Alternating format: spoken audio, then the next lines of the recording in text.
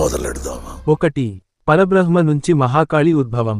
గ్రంథం కలికాపురాణం -45వ అధ్యాయం.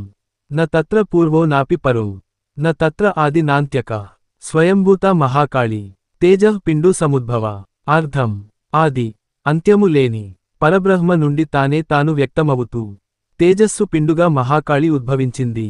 2. పరబ్రహ్మ బిందువు మహాకాళిలో ప్రవేశించడం. తాంత్రిక వచనం శక్తితత్వ వర్ణన. గ్రంథం దేవీ భాగవతం స్కంధం 1వ స్కంధం అధ్యాయం 3వ అధ్యాయం శ్లోకాలు 42 నుండి 44.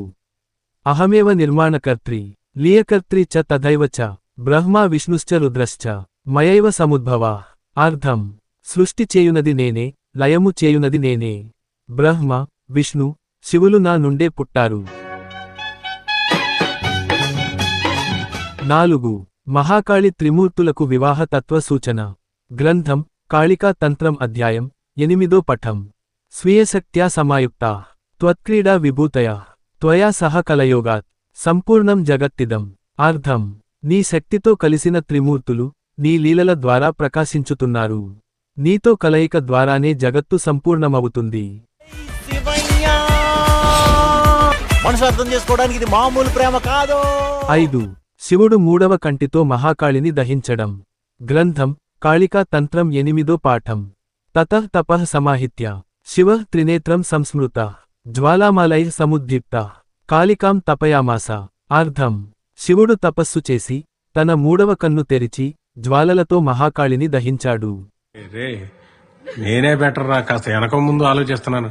నువ్వేంట్రా ఏకం గేట్లెత్తేస్తున్నావు? ఏం క్యారెక్టరా బాబు. 6. త్రిశూలంతో 3 భాగాలుగా చేసి లక్ష్మి సరస్వతి పార్వతుల జననం. గ్రంథం తాంత్రిక వచనం శక్తి త్రిప్రభేద వర్ణనం.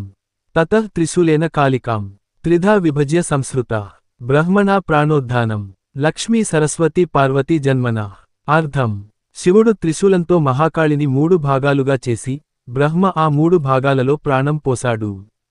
అలా లక్ష్మి సరస్వతి పార్వతులు పుట్టారు. నాకు గన్నెత్తారా? కాల్ చేసి అన్నమని జైలుకి వెళ్ళిపోతా. నాకు గన్నెత్తారా?